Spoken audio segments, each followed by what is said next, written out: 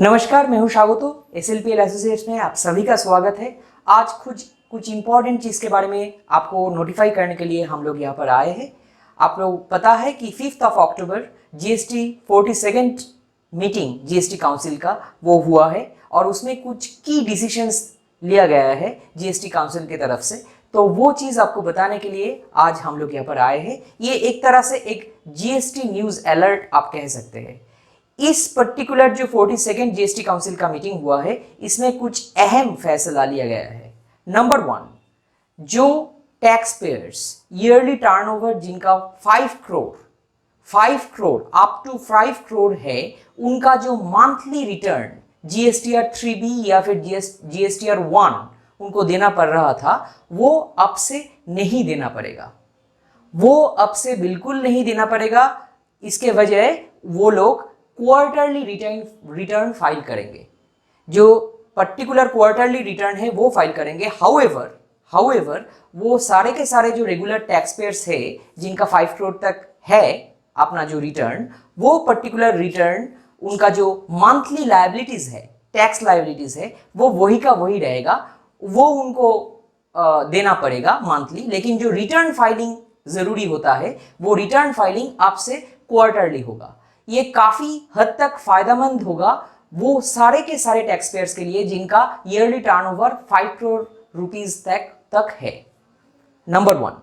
इसके बाद आ रहा है इसका जो दूसरा भाग, ये भी बहुत ही हद तक इंपॉर्टेंट है।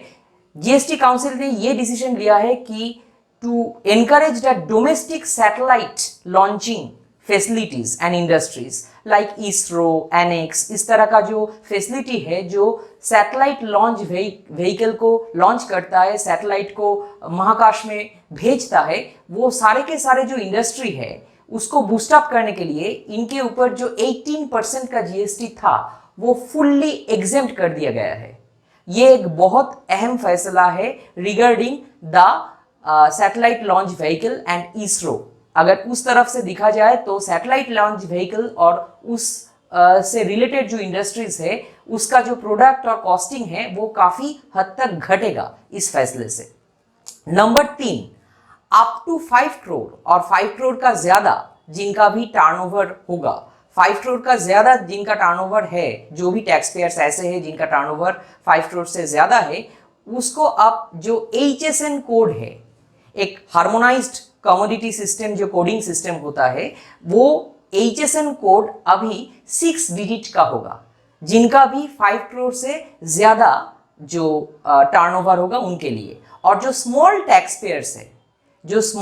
पेयर्स है उनका HSN कोड अब से 4 डिजिट का होगा।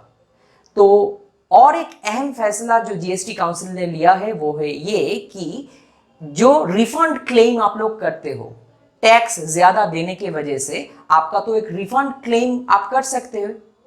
इसका एक प्रोविजन पहले से ही GST का जो पोर्टल है उसमें था, लेकिन अब से ये क्या होगा कि ये जो आप रिफंड क्लेम करोगे, ये रिफंड क्लेम करने के लिए आपको जो आपका जो पैन कार्ड और आधार कार्ड है वो बैंक से और GST पोर्टल के साथ लिंक होना जरूरी होगा।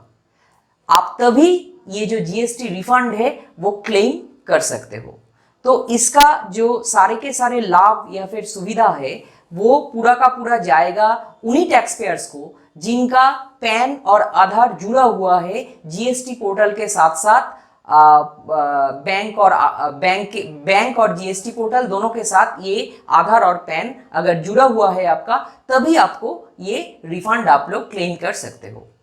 और last but not the least बहुत अहम फैसला लिया गया है, वो ये है कि इसके जो पहले न्यूज अपडेट हमने दिया था GST काउंसिल के मीटिंग के बारे में, वो था कि कॉम्पेंसेशन जो कि स्टेट क्लेम कर सकता है सेंट्रल से, जो GST कॉम्पेंसेशन है उसका जो अभी तक कलेक्ट हुआ है इस साल में GST सेस के तहत 20,000 crore will be disbursed overnight. मतलब जब ये वीडियो अभी बन रहा है तब तक ये 20,000 करोड़ हर एक स्टेट को डिसबर्स्ड हो चुका हुआ। और GST काउंसिल का अगला मीटिंग होगा 12 अक्टूबर, उनमें भी हमारा ध्यान रहेगा और उनमें जो भी फैसला होगा हम जल्द ही आपको सूचित करेंगे। तब तक के लिए नमस्कार।